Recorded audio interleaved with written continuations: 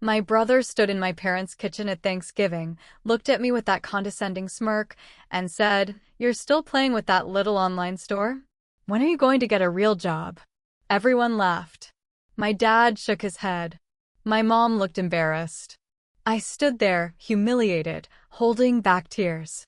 For months later, I walked into that same kitchen and placed a check on the table. $8 million. The sale price of my little online store. My brother's face went white. And when I showed them the acquisition documents from the Fortune 500 company that bought my business, he nearly collapsed. My name is Sophie Chin, and I'm 31 years old. I live in Raleigh, North Carolina, and for the past 6 years, I've been running an e-commerce business selling sustainable home goods. It started small. Really small.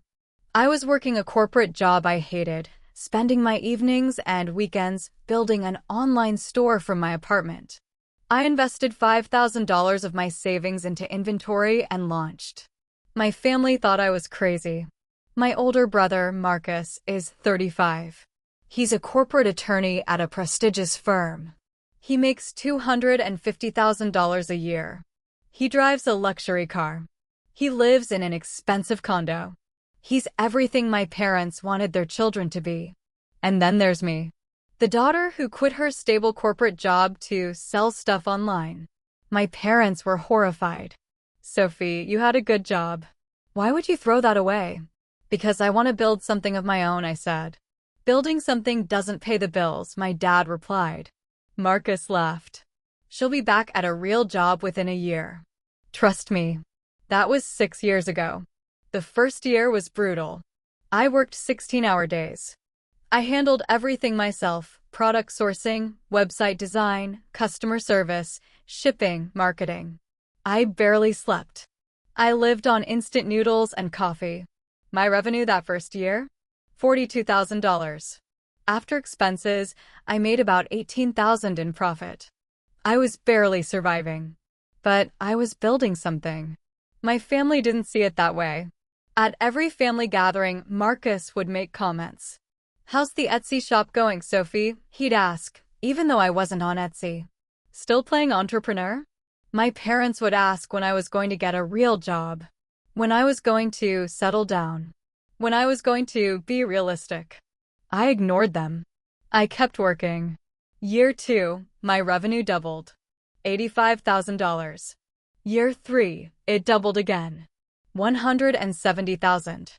By year 4, I was doing $500,000 in revenue and had hired 3 employees. But I still lived modestly. I reinvested everything back into the business. I didn't buy fancy clothes or cars. I didn't upgrade my lifestyle. From the outside, it looked like I was still struggling. My family assumed I was failing. Marcus kept making jokes. My parents kept suggesting I get a stable job. I didn't correct them. I just kept building. By year 5, something shifted. A major retail chain reached out. They wanted to carry my products in their stores. It was a massive opportunity. I signed the deal. My revenue exploded. $2 million that year. I hired more staff. I moved into a real office. I started getting media attention. Forbes featured me in an article about young entrepreneurs. Business Insider called my company one to watch. But I still didn't tell my family the full extent of my success, because I wanted them to see it themselves. Last Thanksgiving, my entire family gathered at my parents' house. Marcus brought his wife, Amanda. My younger sister, Lily, came with her fiancé. Everyone was there. Dinner conversation quickly turned to Marcus's latest accomplishments. He'd just made junior partner at his firm. "That's wonderful, honey," my mom gushed. "We're so proud of you." "Thanks, Mom," Marcus said, smiling. "It's been a lot of work, but it's paying off." "What about you, Sophie?" my dad asked. "How's the business?" "It's good," I said. Marcus laughed. "Come on, Sophie. Be honest. How much are you actually making with that little online store?" "Marcus, don't," Lily said. "What?" "I'm just curious," Marcus said. "I mean, she's been at this for what, 6 years now? And she's still living in that same apartment." Still driving that same old car. At some point, you have to ask yourself if it's worth it. It's worth it to me, I said quietly. But is it paying the bills? Marcus pressed. Because from where I'm sitting, it looks like you're barely scraping by. I'm doing fine, I said. Are you? Marcus said. Because I make $250,000 a year. I have a retirement plan. I have health insurance. I have stability. What do you have? The table went silent. I have a business I built from nothing, I said, my voice shaking. A business that's clearly not succeeding, Marcus said. Sophie, I'm not trying to be mean. I'm trying to help you see reality. You're 31 years old. You're still playing with this hobby. When are you going to get a real job? This is a real job, I said. No, Marcus said. It's a distraction. And honestly, it's embarrassing. Mom and Dad won't say it, but I will. You're wasting your life. I stood up, grabbed my coat, and left. I drove home in tears. Not because Marcus was right, but because I was tired. Tired of defending myself. Tired of being dismissed. Tired of my family treating my success like a failure because it didn't look the way they expected. But I wasn't going to let them break me. I was going to prove them wrong in a way they couldn't ignore. 2 weeks after Thanksgiving, I got a call that would change everything. A Fortune 500 company, one of the largest home goods retailers in the country, wanted to acquire my business. They'd been watching my growth. They loved my brand. They wanted to integrate my products into their ecosystem and keep me on as a consultant. The offer? $8 million. I sat at my desk, staring at the number on the screen, unable to breathe. $8 million for a business my brother called a hobby. For a company my parents said would never succeed. I called my lawyer. We reviewed the terms. It was legitimate, fair, generous. I accepted the offer. The acquisition process took 3 months. Due diligence, contracts, negotiations. Finally, in early February, the deal closed. I received a wire transfer for $8 million, minus taxes and legal fees. I walked away with roughly $5.2 million. I was a millionaire. At 31. From a business I started with $5,000. And my family had no idea. I didn't want to announce it over the phone. I didn't want to send a text. I wanted to see their faces when they found out. So I planned a family dinner. At my parents' house. Same kitchen where Marcus had humiliated me 4 months earlier. I have some news I want to share, I told my mom when I called to arrange it. Good news? She asked hopefully. You'll see, I said. The day arrived. My family gathered once again. Marcus and Amanda. Lily and her fiancé. My parents. We sat around the same table. Ate the same food. But this time, I wasn't the one being interrogated. After dinner, my mom asked, So, Sophie, what's the news you wanted to share? I reached into my bag and pulled out a folder. Inside was a printout of the acquisition agreement and a copy of the bank transfer confirmation. I placed them on the table. I sold my business, I said. Everyone looked at me confused. What do you mean you sold it? My dad asked. A Fortune 500 company made an offer to acquire my business. I accepted. The deal closed last month. How much? Marcus asked, his tone skeptical. I slid the documents toward him. $8 million. The room went silent. Dead silent. Marcus picked up the acquisition agreement and read it. His face went from skeptical to shocked to pale. This is real, he whispered. Completely real, I said. After taxes and fees, I walked away with about $5.2 million. My mom gasped. Sophie, is this true? Yes, Mom. It's true. My dad picked up the bank transfer confirmation. His hands were shaking. You have $5 million? I do, I said. From the little online store that Marcus has been mocking for 6 years. Marcus set the papers down, his face white. I don't understand. What don't you understand? I asked. You told me I was wasting my life. You said my business was embarrassing. You called it a hobby. But it was never a hobby, Marcus. It was a company. A real company. And now it's been acquired by one of the largest retailers in the world. Amanda looked at Marcus, her expression a mix of shock and anger. Sophie, I had no idea, Marcus said weakly. You had no idea because you never asked, I said. You never took me seriously.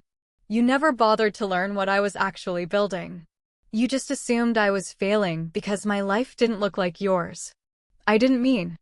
Yes, you did, I interrupted. You absolutely meant it. You've been condescending to me for 6 years. You've mocked my business at every family gathering. You told me to get a real job. You called me embarrassing. Sophie, I'm sorry, Marcus said. I didn't realize. You didn't realize what?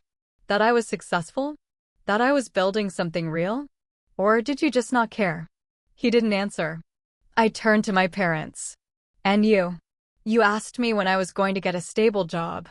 When I was going to be realistic. You treated my business like it was a phase. Like I was a disappointment.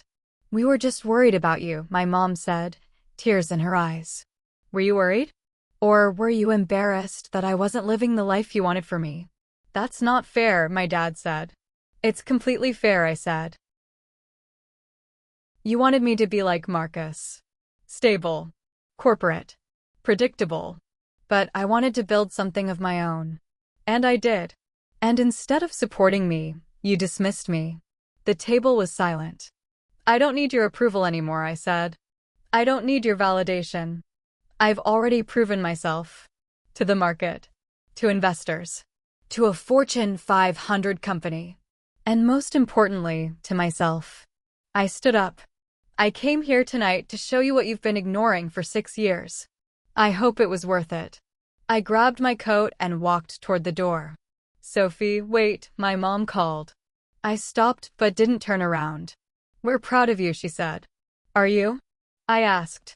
Or are you just proud now that there's a number attached to it? She didn't answer. I left. I got texts and calls all night. My mom apologizing. My dad saying he was wrong. Lily congratulating me. And Marcus? He sent one message. I'm sorry. I was wrong about everything. I didn't respond. The next morning, I woke up to a voicemail from my dad. Sophie, I need you to understand something. I wasn't embarrassed by you. I was scared for you. I saw you working so hard, and I didn't know if it would pay off. I didn't want you to struggle. But I should have trusted you. I should have supported you. I'm sorry. I listened to it 3 times. And I cried. Because that's all I ever wanted. Not their approval. Just their support. A week later, Marcus showed up at my apartment. I almost didn't let him in. Please, he said. I need to talk to you. I opened the door. We sat in my living room in awkward silence. I've been thinking about what you said, Marcus began. And you're right. I was condescending. I was dismissive. And I was wrong. Why? I asked. Why did you treat me that way? Marcus looked down. Because I was jealous. Jealous? Of what? Of your courage, he said. You took a risk. You built something from nothing. You followed your passion. And I've been stuck in a corporate job I hate, doing work I don't care about, just because it's safe. Then quit, I said. I can't, Marcus said. I have a mortgage. I have car payments. I have a lifestyle to maintain. That's your choice, I said. But it's not my fault. I know, Marcus said. And I took my frustration out on you. I made you feel small because it made me feel better about my own life. And I'm sorry. I didn't say anything for a long time. I don't know if I can forgive you right away, I said. You hurt me. For years. I understand, Marcus said. I just wanted you to know the truth. He stood up and walked to the door. For what it's worth, I'm really proud of you. And I always was. I just didn't know how to say it. He left. And I sat there, processing everything. It's been 3 months since I sold my business. 3 months since I confronted my family. 3 months since everything changed. My relationship with my parents has improved. They've apologized countless times. They've started asking about my new ventures. They've tried to be supportive. But the damage is still there. and I'm not sure it'll ever fully heal. Marcus and I have been slowly rebuilding our relationship. He's started therapy. He's admitted he's unhappy in his career. He's talking about making changes. I want to do something that matters, he told me last week. Like you did. Then do it, I said. It won't be easy, but it's worth it. Lily and I are closer than ever. She's been my biggest supporter through all of this. I always knew you'd succeed, she told me. I just wish Mom and Dad had believed in you the way I did. Me too, I said. As for me, I'm investing my money. I'm consulting for the company that acquired my business. I'm mentoring young entrepreneurs. And I'm planning my next venture. Because selling my business wasn't the end. It was just the beginning. I've learned something important over the past 6 years. Success isn't about proving people wrong. It's about proving yourself right. For years, I wanted my family's approval. I wanted them to see me, to celebrate me, to understand what I was building. But I don't need that anymore. Because I've already proven to myself that I'm capable of extraordinary things. A few weeks ago, I spoke at a conference for women entrepreneurs. I told my story. I talked about the early struggles, the doubt, the criticism from my family, and the moment I sold my business for $8 million. After the speech, dozens of women came up to me. They thanked me. They said my story gave them courage. One woman, probably in her early 20s, had tears in her eyes. My family thinks I'm wasting my time with my business. They want me to get a real job. But hearing your story made me realize I need to keep going. Keep going, I told her. Don't let anyone's limited vision of your potential become your reality. She hugged me. And in that moment, I realized why I went through everything I did. Not for the money. Not for the validation. But to inspire others to believe in themselves the way I learned to believe in myself. Marcus called me yesterday. Sophie, I did it. I quit my job. Really? I asked, surprised. Yeah, I gave notice last week. I'm starting my own consulting practice. Marcus, that's amazing. I'm terrified, he admitted. But I'm also excited. For the first time in years, I feel like I'm doing something that matters. That's the best feeling in the world, I said. I know, he said. Thank you for showing me that. I didn't show you anything, I said. You figured it out yourself. Maybe, Marcus said. But you inspired me. That conversation meant more to me than any apology could. Because it meant he finally understood. Looking back on the past 6 years, I realized something. The hardest part wasn't building the business. It wasn't the long hours or the financial risk. It was dealing with people who didn't believe in me. People I loved. People whose opinions mattered. Every time Marcus mocked my business, it hurt. Every time my parents asked when I was going to get a real job, it chipped away at my confidence. But it also made me stronger. Because I had to learn to believe in myself when no one else did. I had to trust my vision even when everyone around me said it was crazy. And that's the real lesson. Not everyone will understand your path. Not everyone will support your dreams. And sometimes, the people who doubt you the most are the people closest to you. But you have to keep going anyway. Because your dreams are worth fighting for. A few days ago, I bought myself a gift. A Tesla Model S, paid in cash. I sent a photo to the family group chat. Thanks for always believing in me, I wrote, with just a hint of sarcasm. Lily sent back laughing emojis. You earned it. Marcus replied, that's incredible, Sophie. Really proud of you. My mom sent hearts. My dad called me. Sophie, you didn't have to be sarcastic. I wasn't being sarcastic, I lied. I was being sincere. He laughed. Okay, fine. We deserved that. You did, I said, smiling. We love you, he said. And we're really, truly proud of you. I know, I said. And I love you too. Because despite everything, they're still my family. And I still love them. I just don't need their approval anymore. And that's the most liberating feeling in the world. If you're reading this and you're building something, whether it's a business, a career, a dream, and people around you don't understand, don't believe, or actively discourage you, know this. You don't need their permission. You don't need their approval. You just need your own belief. For 6 years, I worked in obscurity. I built a business while my family mocked it. I sacrificed while they judged. I persevered while they doubted.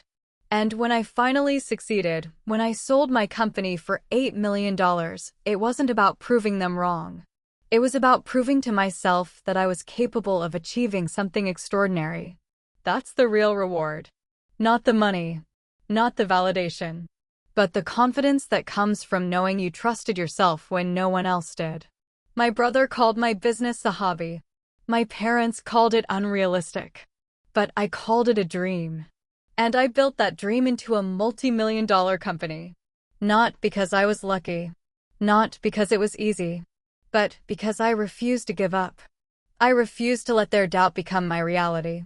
I refused to settle for a life that didn't excite me just because it looked safe. And I refused to believe that their version of success was the only version worth pursuing. Today, I'm financially free. I'm building new ventures. I'm mentoring others. I'm living life on my own terms. And my family? They've finally learned to respect the path I chose. But I didn't need them to learn that. Because I already knew. If this story resonated with you, drop a comment below. Share your journey. Let's support each other. And don't forget to like and subscribe for more stories about building, persevering, and succeeding on your own terms. Thanks for listening.